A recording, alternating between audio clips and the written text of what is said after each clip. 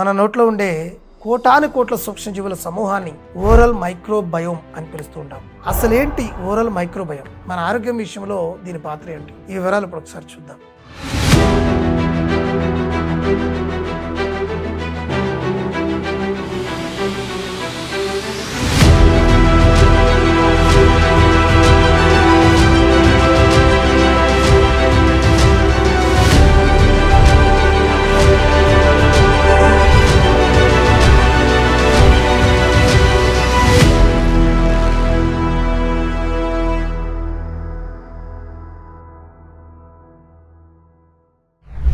మీకు ఒక ఆశ్చర్యకరమైన విషయం చెప్తాను.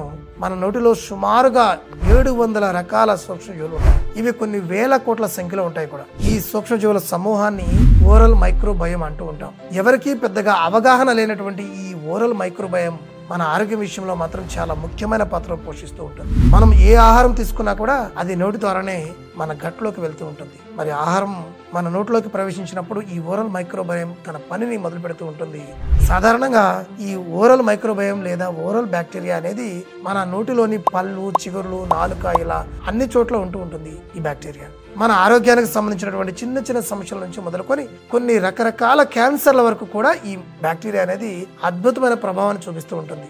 గట్లో ఉన్నట్లే నోటిలో కూడా ఈ గుడ్ బ్యాక్టీరియా, బ్యాడ్ బ్యాక్టీరియా రెండు ఉంటాయి. ఓరల్ బ్యాక్టీరియాలో రోతియా, నైసీరియా, ఫ్యూసో బ్యాక్టీరియా ఇట్లాంటి బ్యాక్టీరియాలు మనం ప్రధానంగా చూసుకోవచ్చు. అలాగే మనం ఆరోగ్యంగా ఉండడానికి ఈ ఓరల్ మైక్రోబయోమ్లో ఈ గుడ్ బ్యాక్టీరియా, బ్యాడ్ బ్యాక్టీరియా ఈ రెండింటినీ బ్యాలెన్స్ చేసుకోవాల్సిన అవసరం అయితే మనం ముఖ్యంగా ఉంది.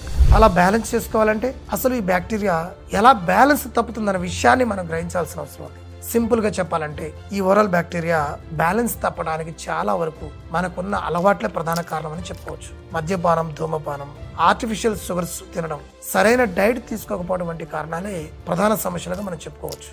గుడ్ బ్యాక్టీరియా, బ్యాడ్ బ్యాక్టీరియా ఈ రెండింటిని బ్యాలెన్స్ చేసుకోవడానికి మనం ఆహారం విషయంలో కొన్ని జాగ్రత్తలు పాటించాల్సిన అవసరం అయితే ఉంది. పాలకూర వంటి నైట్రేట్ రిచ్ ఫుడ్స్ తీసుకుంటూ ఉంటే ఇది ప్రోబయాటిక్ లా పనిచేసి ఓరల్ మైక్రోబయోమ్ తో పాటు గట్ మైక్రోబయోమ్ కూడా ఆరోగ్యంగా ఉండడానికి దోహదపడుతూ ఉంటుంది.